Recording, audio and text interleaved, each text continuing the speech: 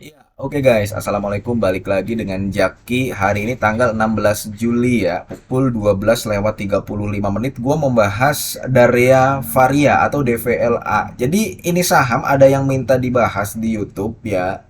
Dan dia komen. Ada beberapa yang komen. Coba bahas DVLA bang. Karena beberapa hari sebelumnya gue membahas Kalbe Farma sama TSPC.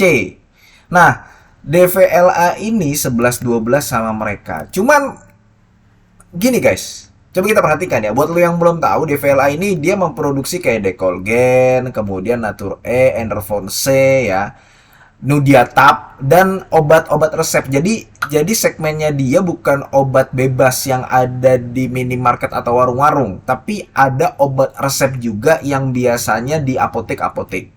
Itu segmennya dia. Dia juga ada ekspornya.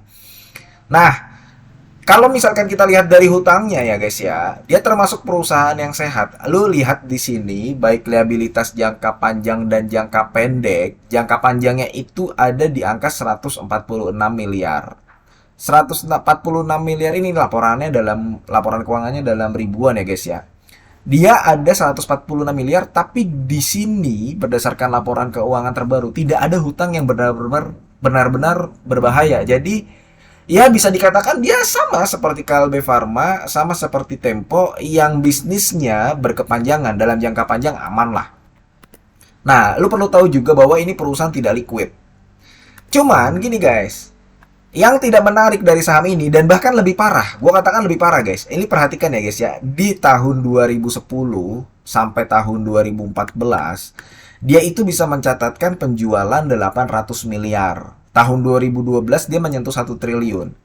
Dan dia bisa mencatatkan laba bersih itu ada di angka 148 miliar. Ini paling besar di periode 2010 hingga tahun 2014. Yang mana jumlah lembar sahamnya waktu itu ada di angka 1 miliar 120 juta. Nah, EPS-nya maka ada di angka 133 nih, 133, 112 ya. Tapi di tahun 2021, 2022 dan 2023 pendapatan dia sudah bisa mencapai 1,9 triliun, hampir menyentuh angka 2 triliun. Cuman laba bersihnya di situ-situ aja. 146 miliar terus, guys. Nah, makanya EPS-nya ada di angka 133, 131. Ini kan kondisinya sama seperti tahun 2012, guys. Makanya waktu tahun 2012, 2013 pernah tuh sahamnya sampai tinggi begini. Ya kan? Pernah sahamnya sampai tinggi, sampai menyentuh angka 3.900. Cuman yang kita lihat adalah pertumbuhan labanya. Dari tahun 2010, 2011, 2012, 14 nih, sampai terakhir di tahun 2023 labanya di situ-situ aja, padahal ya dia jumlah lembar sahamnya nggak bertambah. Ternyata memang kita harus lihat rasio laba bersihnya ya. Ini perhatikan nih. Tahun 2023 itu ada di angka 7%. Nah, ini guys ya, di angka 7%. Sekarang itu udah di angka 7%, 7%-an. Net profit marginnya. Padahal dulu di tahun 2010 sampai tahun 2013 itu ada di angka 11 persenan, di atas 10 persen. Ya kan? Di atas 10 persen. Baru di tahun 2014 ini turun di angka 7 persen.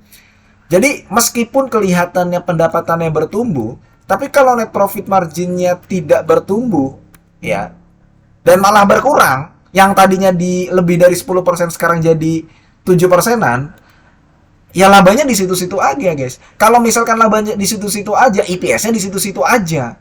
Kalau misalkan EPS-nya di situ-situ aja, ya sahamnya di situ-situ aja guys.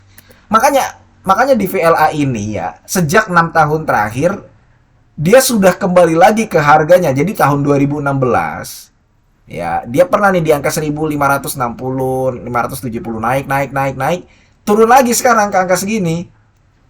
Jadi ini terendah lah, terendah sejak tahun 2016. Yang menarik dari DVLA ini cuma terendah sahamnya sejak tahun 2016-an. Terendah.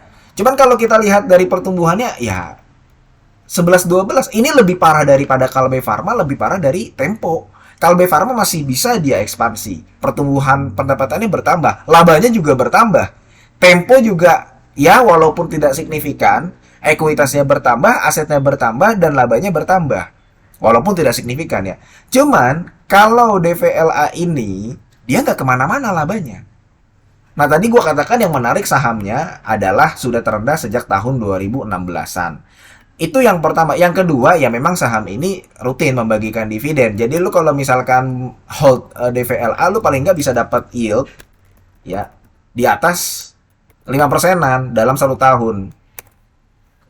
Kayak gitu guys. Itu aja dua yang menarik dari DVLA guys. Selebihnya justru DVLA ini lebih parah daripada Kalbe, lebih parah dari Tempo. Betul, dia memang pengendalinya menambah jumlah kepemilikan ya. Pengendalinya kan Singapura tuh. Lu bisa lihat silakan ya. Tadinya dia punya di angka 92% kepemilikan saham. Turun ke angka 89%. Kemudian dia beli lagi, ya di angka 92% lagi. Jadi sebenarnya nggak ada yang istimewa guys. Dia beli karena sebelumnya turun gitu aja. Oke, mudah-mudahan video ini bermanfaat dan semoga lu sehat selalu sehingga kita bisa bertemu kembali di video-video selanjutnya. Ini bukan ajakan jual beli ya guys ya. Gua akhiri, wassalamualaikum warahmatullahi wabarakatuh.